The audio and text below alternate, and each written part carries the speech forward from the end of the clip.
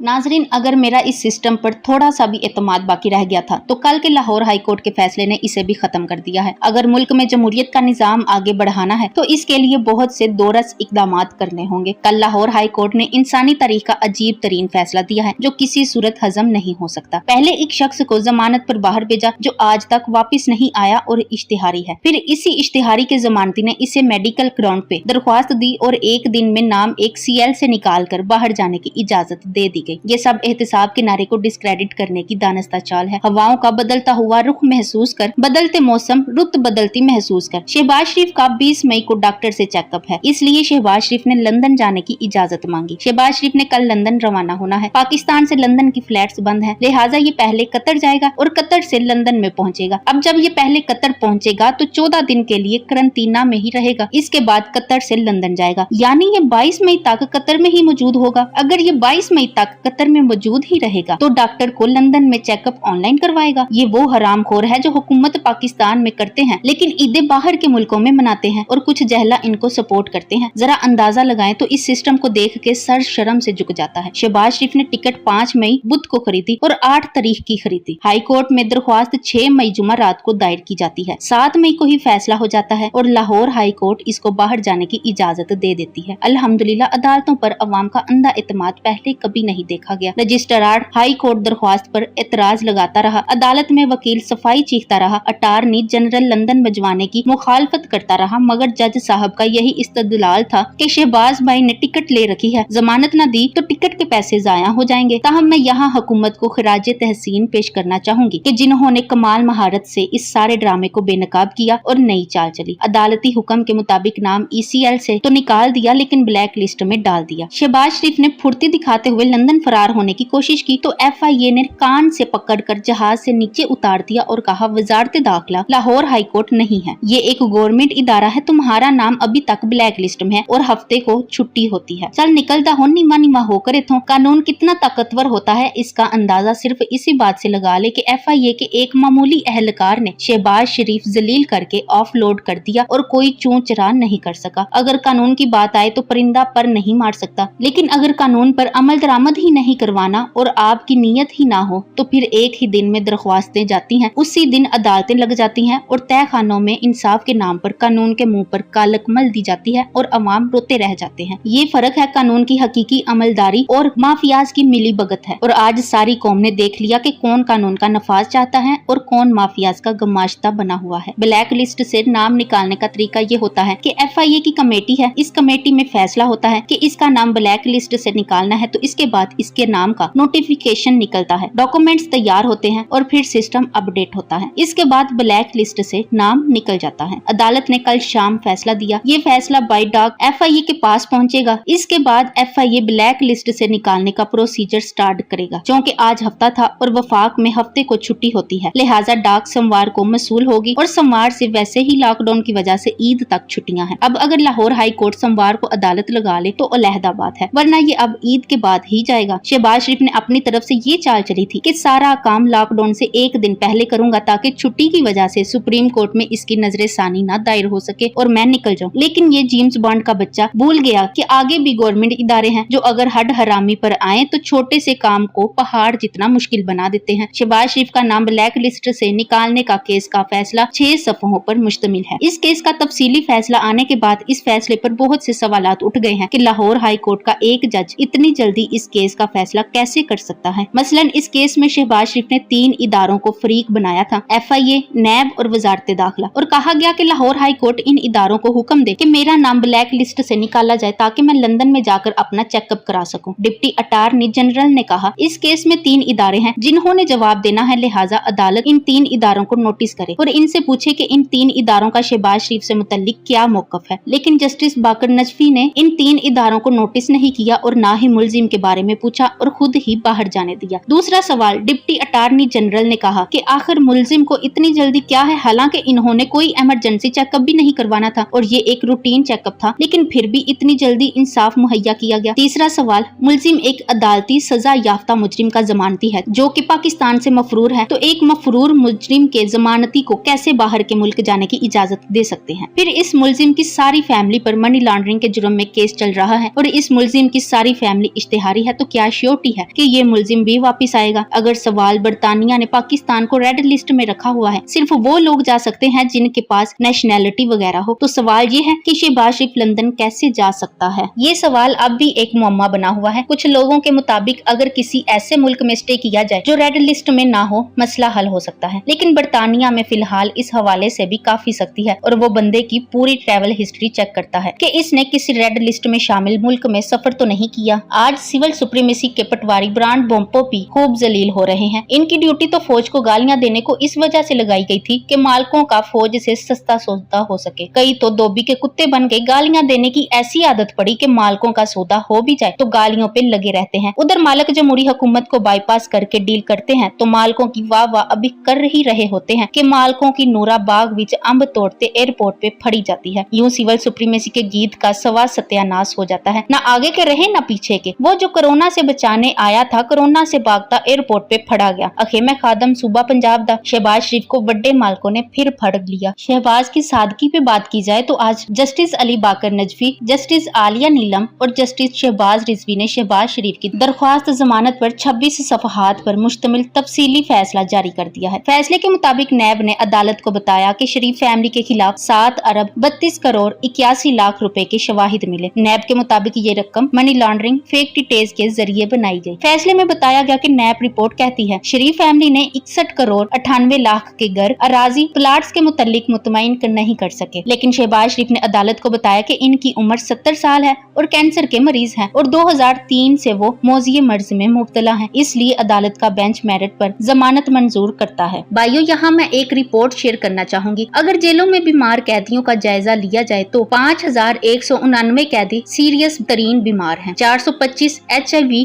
Ads, 1832 hepatitis के मर्ज में मुब्तला और 3000 से ज्यादा कैंसर के मरीज हैं। पंजाब की जेलों में 290 मर्द और 8 औरतें जहनी मर्ज में मुब्तला हैं। सिंध में 50, खैबर पख्तूनख्वा में 235 और बलूचिस्तान में 11 कैदी जहनी मर्ज में मुब्तला हैं। पंजाब में 55% मरीज कैदी मुजरिम नहीं बल्कि अंडर ट्रायल केसेस के मुलजिम हैं, लेकिन जमानत से महरूम है। ऐसे में बस यही कहा जा सकता है ये निजाम गल सड़ चुका है। गुज़श्ता इतवार में पाकिस्तान में कभी मार्शल लॉ का दौर रहा तो कभी सिविलियन हुकूमत कायम हुई। इस सियासी चपलकश की वजह से पॉलिसियों में पैदा होने वाले तातुल के बायस जहाँ कई मुहाजों पर भारी नुकसान उठाना पड़ा, वहाँ शफाफ अंदाज हुक्मरानी और बेहतर नज़्म नस्क न होने की वजह से भी मुल्क को कई मसाइल का सामना करना पड़ा। इस सियासी अदम इस्तेहकाम ने बदअनवानी और जराइम को परवान चढ़ाने में अहम किरदार अदा किया। इसके अलावा इक्तदार के ईवानों में पहुंचने वाले सियासतदान अवाम के बारे में अपनी बुनियादी जिम्मेदारियां निभाने में नाकाम रहे और पैसे की हवस में मुब्तला हुक्मरानों ने सारी तवज्जो अपनी तिजोरियां भरने और इसासे बढ़ाने पर मरकूज किए रख। फिर आहिस्ता आहिस्ता पैसे की हवस ने एक वबा की सूरत इख्तियार कर ली। जाती पसंद नापसंद का कल्चर परवान चढ़ने लगा। मुल्क को खतरे में डालने वाली पॉलिसी या इनसे निमटने का तरीकाकार, शफाफियत और एहतसाब की अदम मौजूदगी, अलगर्ज इस वबा ने हर शोबा जिंदगी को अपने लपेट में ले लिया। अब वक्त आ गया है कि ठोस इस्लाहात नाफिज की जाएं और इनके खिलाफ बेरहम